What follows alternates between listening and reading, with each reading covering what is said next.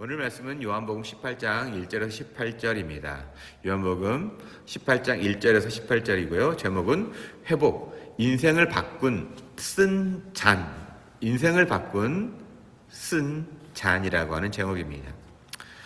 어제 오늘 한국 이태원에서 수많은 사람들이 생명을 잃었다는 뉴스가 급하게 전달이 되었습니다. 지금까지 보니까 대략 150여 명 정도 이상이 목숨을 잃었다고 합니다. 근데 이 목숨을 잃은 대부분이 청년들이고요. 그리고 이 친구들이 이태원의 그 할로윈 행사에 참여했다가 빚어진 사고라고 합니다. 참으로 안타깝기 그지없고요. 또한 가족을 잃은 분들에게 정말 그 심신한 위로와 그리고 애도를 좀 표했으면 좋겠습니다.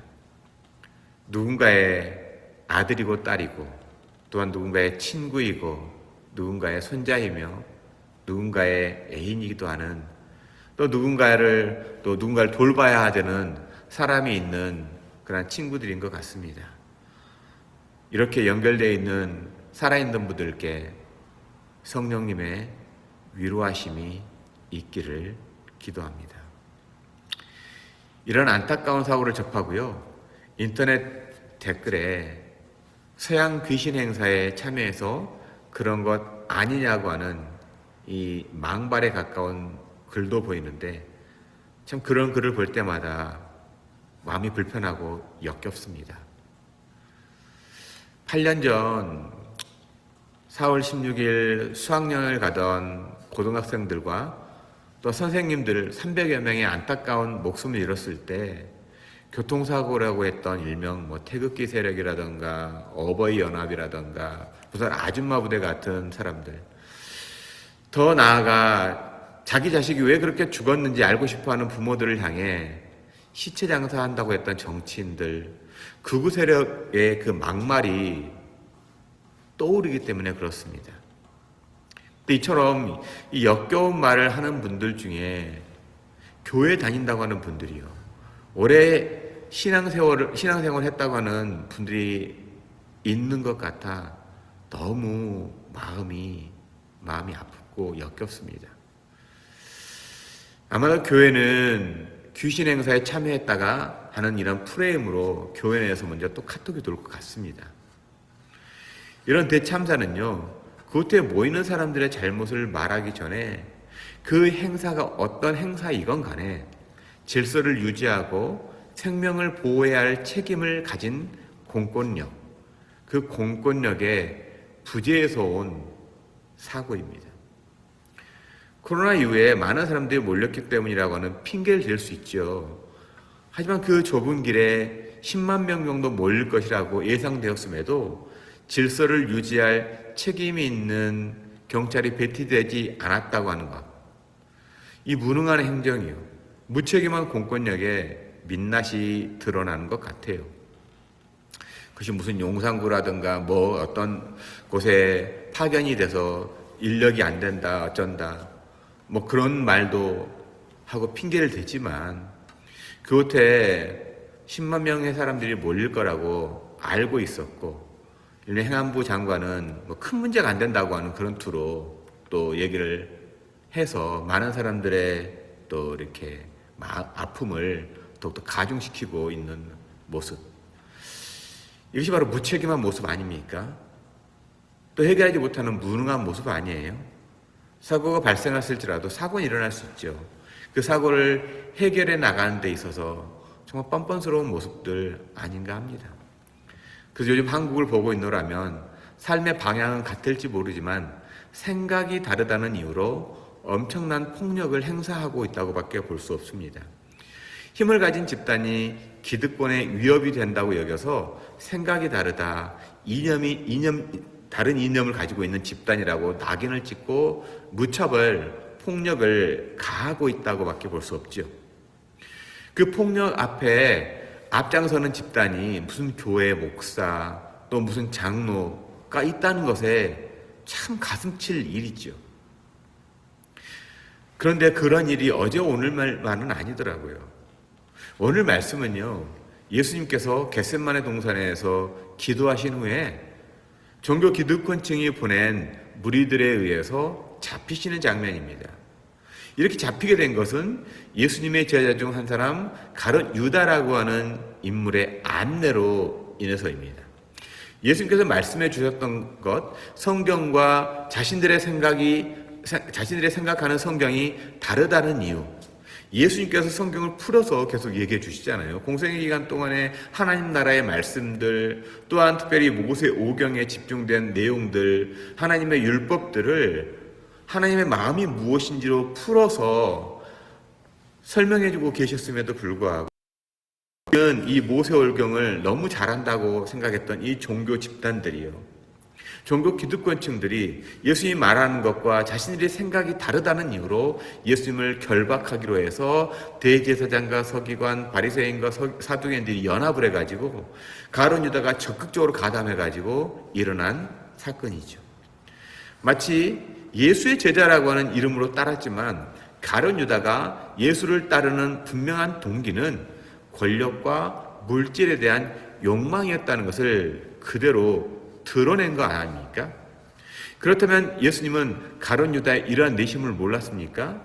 예수님은 다 알고 계셨어요. 그랬음에도 불구하고 유다에게 돌아올 기회를 몇 번이고 주시지요. 또한 예수님은 이처럼 붙들려 십자가에 죽음을 당할 거라고 미리 예고를 하셨습니다.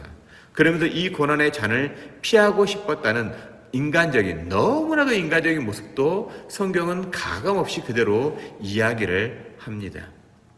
하지만 예수님 앞에 놓인 그 잔, 그 죽음의 잔을 받지 않으면 영광의 잔이 없다는 것을 아셨지요. 그리고 가룟 유다에게는 돌아올 수 있는 기회를 계속해서 주십니다. 어쩌면 이런 일들, 일련에 일어나는 일들이 우리 한국의 교회들, 이 서양의 교회들에게 있어서 예수님께서 가룟 유다 같은 이 한국 교회, 가룟 유다 같은 그러한 목회자들에게, 가룟 유다 같은 저 같은 존재들에게 경고하고 돌아올 기회를 주고 있는 말씀인지도 모르지요. 이러한 사태, 이러한 사건들, 이러한 일련에 일어나는 일들이요. 그래도 불구하고 가룟 유다는 그 모든 걸 저버리고 스스로 자신의 삶을 내팽개치는 참으로 안타까운 모습으로 끝나는 것을 보게 됩니다. 정말 우리 조국교회가, 우리 한국교회가 스스로 목숨을 끊는 가룟 유다처럼 끝나지 않았으면 좋겠습니다. 예수님이 계시는 한 우리에게 기회는 있기 때문인 거죠. 아무리 역겹고 아무리 불편할지라도 그것보다 더 크신 하나님이 계시기에, 그것보다 더 깨끗하게 씻겨주시는 우리 주님이 계시기에 우리는 다시 한번 예배하며 주님의 음성을 듣기를 소망합니다. 그래서 예수님은 오늘 말씀 11절에 예수께서 베드로더러 이르시되 검을 집에 꽂으라. 아버지께서 주신 잔을 내가 마시지 아니하겠느냐 하시니라. 아버지께서 주신 잔을 내가 마시지 아니하겠느냐. 가룟 유다의 적극적 가담으로 대제사장 무리에게 잡힌 것 같지만요, 이 모든 것이 성경에 응하게 하려 함이라고 말씀처럼 들립니다. 하나님의 섭리 가운데 진행된 것이죠. 이러한 말씀에서 지금 말할 수 없는 고통의 시간을 보내고 있는 제 자신에게 있어서요, 이 시간도 하나님께서 예비한 시간이라고 하는 것을 감정적으로, 이성적으로 받아들일 수는 없지만 이거 받아들일 수 없어요. 정말 너무 좀 힘겨운 시간이거든요. 개인적으로 너무 힘겹습니다. 가정적으로 너무 힘겹고 견디기가 너무너무 어렵습니다. 과연 하나님이 계시다면 감정적으로, 이성적으로 받아들이기 힘들어요. 하지만 내 하나님이 계시다고 하는 이 믿음으로요, 내 하나님이 계시다고 하는 이 믿음, 그래서 이 쓴잔을 마시고 있는 것처럼 하나님의 섭리라는 걸 저는 믿습니다. 제 잘못, 제 어리석음, 제 교만들, 제 방탕함과 제 자신의 나쁜 내면의 생각들도 이 모든 것이 드러나게 하시는 하나님의 섭리요, 치유하시는, 회복하시는 하나님의 일하심이라고 믿습니다. 비록 지금은 너무나도 캄캄하고요. 너무나도 빛이 아침이 언제 올까 모르는 너무나도 어두운 시간을 보내고 있지만 이건 역시도 하나님의 섭리라고 하는 믿음 하나만은 놓칠 수가 없습니다. 그래서 예수님께서 마신 잔을 묵상하면서 과연 이 잔의 의미는 무엇인가를 제 자신에게 그리고 더 나아가서는 앞으로 성도의 삶에 어떻게 적용하고 믿음으로 받아들여야 할까를 좀 묵상해 보도록 하겠습니다. 먼저 예수님 당신에게 주어진 잔을 피하지 않고 예수님은 그 잔을 기꺼이 받으셨습니다. 이미 살펴본 것처럼 예수님은 지난밤에 최후의 만찬에서 내가 진실로 너에게 이르노니 너희 중에 하나가 나를 팔리라고 요한복음 13장 21절에서 예고를 하셨죠. 또 겟세마네 동산에서 가룟 유다가 이렇게 군인들을 그렇게 사람들을 데리고 나타나서 랍비여 안녕하십니까? 라고 했을 때 그러면서 입을 맞췄을 때 예수님께서 친구여 내가 무엇을 하려고 왔는지 행하라 라고 마태복음 26장 50절에서 기록을 합니다. 이처럼 예수님께서는 가룟 유다가 당신을 유대인들에게 팔아넘길 것을 알고 계셨죠. 예수님께서 십자가의 죽음을 피하는 경우를 하셨다면 하늘에 있는 12영도 되는 천사들을 동원할 수 있다고 예수님께서는 직접 말씀하셨어요. 저 정도 무리들 로마의 군단 아무것도 아니라는 거죠. 하늘에 있는 천사들 일당만도 넘는 그 강력한 천사들, 그 12영도 더 되는 천사들을 동원할 수 있다라고 예수님은 말씀하셨어요. 12영이라고 했을 때는 그 영은요, 이 군단이에요, 한 군단. 로마 당시에 일개 군단은 보통 보병 6,000명, 그리고 마병이 한 700명으로 구성되어 있었습니다. 그러니까 12군단 하면 보병이 72,000이고 마병이 8,400이요. 이거 엄청난 군대거든요. 이 정도 당시에는요 어마어마한 군대입니다. 한 나라를 공략할 수 있는 어마어마한 군대인데 근데 이게 천사예요. 여기에 곱하기 최소 1000을 해도 될 수 있는 막강한 국방력을 가지고 있는 거잖아요. 예수님께서 죽음을 피하려고 하셨다면 얼마든지 죽음을 피하실 수 있습니다. 근데 예수님은 그렇게 하지 않으셨어요. 자신의 능력과 권세를 사용하지 않았습니다. 불러올 수 있는 천사도 부르지 않았습니다. 그러니 예수님을 죽인 사람은요 빌라도 총독이 아니에요. 또한 폭동으로 변한 군중들도 아닙니다. 30냥에 예수를 팔아넘긴 가룟 유다도 아니죠. 누가 예수님을 팔았습니까? 누가 예수님을 죽였습니까? 예수님 당신이었습니다. 그렇기 때문에 십자가의 죽임을 당한 것이 아니라 육신이 나가신 거죠. 육신에서 나가신 거예요. 예수님 자신이 기꺼이 자신의 생명을 내어 놓으셨습니다. 십자가의 죽음만 봐도 그렇지 않습니까? 예수님께서 십자가에 달리신 지 대략 한 3시간 정도 만에 예수님은 그 영이 떠났다라고 말합니다. 당시에 십자가 영은요 그렇게 빨리 죽는 형벌이 아니에요. 당시 좌우의 두 강도도요 6월절에 가까우니까 이 정강이 뼈를 부러뜨려서 결국엔 질식을 시켜서 죽었지만 굉장히 오랜 동안 살아있는 동안 며칠이고 몇 날 며칠 고통을 받으면서 죽는 형벌이 이 십자가의 형벌입니다. 예수님께서는 그 짧은 시간에 자신의 생명을 놓으신 거죠. 스스로 놓으셨습니다. 예수님 스스로 로마 군인들의 체포를 당하신 거예요. 그리고 예수님 스스로 십자가에 달리신 것이고요. 그래서 주님께서는 요한복음 10장 18절에 이를 내게서 빼앗는 자가 있는 것이 아니라 내가 스스로 버리노라. 내가 스스로 버리노라. 나는 버릴 권세도 있고 다시 얻을 권세도 있으나 라고 하는 예수님께서 해주신 말씀이 있죠. 예수님은 고난의 잔을 피할 수 있는 능력이 있지만 피하지 않으시고 스스로 아버지께서 주신 고난의 잔을 받아 마셨습니다. 왜 예수님은 이렇게 기꺼이 고난의 잔을 받으셨을까요? 왜냐하면 저와 여러분, 우리 인류를 살리기 위해서 아버지께서 주신 잔, 하나님의 섭리 안으로 기꺼이 참여하기 위해서 그 쓴 잔을 받으시기로 결정하신 겁니다. 이것이 예수님이 마치 잔과 세상에서 주고받은 잔의 차이인 거예요. 이것이 예수님의 잔과 세상의 잔과의 차이라는 겁니다. 여러분, 세상에서 가장 좋은 인심이 무슨 인심인지 아세요? 세상에서 가장 좋은 인심은 술인심이라고 합니다. 다른 것에는 인색해도 술자리에서만큼은 인심이 후하잖아요. 그래서 아무리 비싼 술이라도 한 잔 더 마셔, 더 마셔라고 먹기 싫다는 사람에게 억지로 권해서, 그래서 술을 권하는 사회라고 하는 이렇게 뭐 소설도 있고 뭐 그렇지 않습니까? 왜 그렇게 술을 권할까요? 먹고 취하라는 거잖아요. 술 주정하면서 헛소리를 들으면서 쾌감을 느껴보자는 것이죠. 코가 삐뚤어지게 마시게 함으로 해서 정신을 혼미케 하고 결과적으로는 그 혼미케한 정신으로 내가 비즈니스의 이득을 보게 하는 겁니다. 이게 세상에서 술잔이라는 거죠. 비즈니스하게 해서 마시는 술들. 제가 중국에 가보니까 중국 분들은 비즈니스 하면서 술을 마시는 게 아니라 차를 마시더라고요. 밤새 이야기를 하고요. 밤새 이야기를 하는데 비즈니스 이야기는 하지 않아요. 삶을 이야기하고 고전을 이야기하고 그런다고 하더라고요. 그러니까는 상위 클래스에 있는 비즈니스맨들은 그런데요. 그리고 여러 가지 차를 마시면서 그 차의 이야기들, 흘러나온 세월들, 중국에 또 고전들이 많잖아요. 그러한 이야기들, 역사의 사기들, 그러면서 이 사람이 어떤 이야기를, 어떤 삶을 배경을 가지고 있고, 이 사람이 어떤 꿈을 가지고 있고, 이 사람은 어떠한 정도의 인격을 가지고 있는지 알고 그 비즈니스가 성사되기도 하고 되지 않는다고 그래요.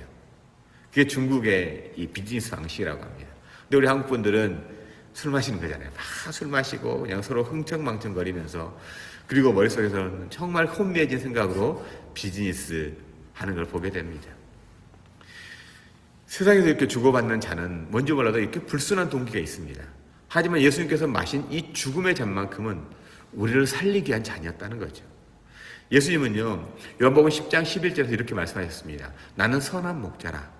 선한 목자는 양을 위하여 목숨을 버리거니와, 선한 목자가 되신 예수님께서는 양들인 우리를 살리기 위해서 죽음의 잔을 기꺼이 받아 드셨다는 거죠. 이 펠리컨이라고 하는 큰 새가 있습니다. 이 펠리컨 새의 그 아주 특이한 습성이 있는데, 근데 어미 펠리컨이 죽을 때 보면 부리로 자신의 가슴을 쪼아서 피를 쏟는다고 합니다. 왜냐하면 이 쏟은 피를 새끼들에게 먹이기 위해서라는 거예요. 어미 펠리컨은 자기 새끼들에게 자기에서 흐르는 그 피를 마시는 걸 보면서, 그 흐르는 피를 자기 새끼들이 마시는 걸 보면서 서서히 죽어간다고 합니다. 바로 예수님께서 보여주신 그 사랑이 마치 펠리컨의 사랑과 비슷하지 않을까?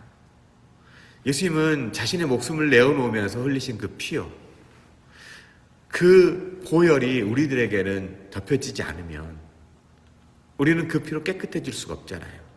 예수께서 흘린 그 보혈의 피로 우리는 깨끗게 되었다.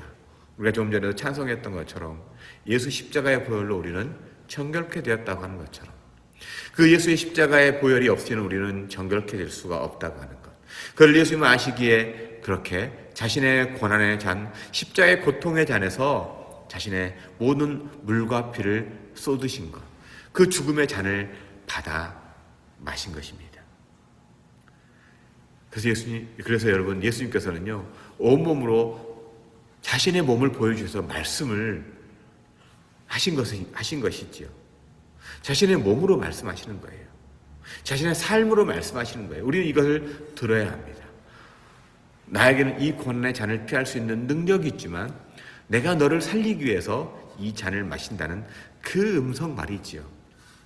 나에게는 이 잔을 버릴 권세도 있지만 너를 저주에서 해방하기 위해서 이 잔을 나는 마신다.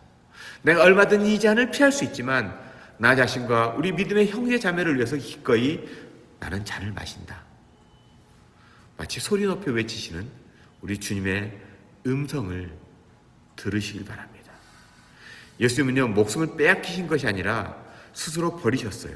스스로 고난의 잔을 마신다고 하셨기 때문이죠. 우리를 살리기 위해 하나님 아버지께서 주신 잔을 기꺼이 받아 마신 주님 앞에서요, 우리는 우리 자신이 마셔야 할 잔이 있다고 하는 것을 기억해야 합니다. 예수님께서 그 쓴 고난의 잔, 십자가의 죽음의 잔을 받아 마시면서 우리들에게도 동일하게 그 쓴 잔, 너의 십자가가 있다고 주님은 말씀하셨기 때문입니다. 우리에게는 어떤 쓴 잔이 있을까요? 우리에게는 우리 앞에는 어떤 잔이 놓여 있습니까? 그 잔을 좀 더 고상한 말로 바꾼다면 우리의 미션, 삶의 사명이 무엇입니까? 예수님은요, 예수의 이름으로 악한 귀신을 내어 쫓는 사명도 주셨습니다. 어떤 분들은 일평생 예수의 살아계심, 예수님께서 우리의 구원자 되심을 증거하는 복음 증거자로서의 사명도 주셨습니다. 어떤 사람들에게는 어린 생명을 섬기라고 하는 사명을 주셨죠. 어떤 사람들에게는 의료라고 하는 그러한 그 사람만의 독특한 달란트를 주시고 그것으로 많은 사람들의 그 육신을 살릴 수 있도록 하는 사명도 주셨습니다. 어떤 사람들은 IT라는 곳에서, 어떤 사람들은 인터넷이라고 하는 바닷속에서, 어떤 사람들은 말로, 어떤 사람들은 가슴으로, 어떤 사람은 두 발로, 두 손으로 예수의 복음을 증가하라고 하는 그 잔을 우리에게 주셨다는 겁니다. 또한 어떤 분들은 물질의 축복도 주셨죠. 축복이라 할 수도 있고 사명도 주셨습니다. 그 사명으로 어려운 사람들에게, 정말 빵이 없어서 고통당하는 사람들에게 함께 나누라고 그 사명을 주셨습니다.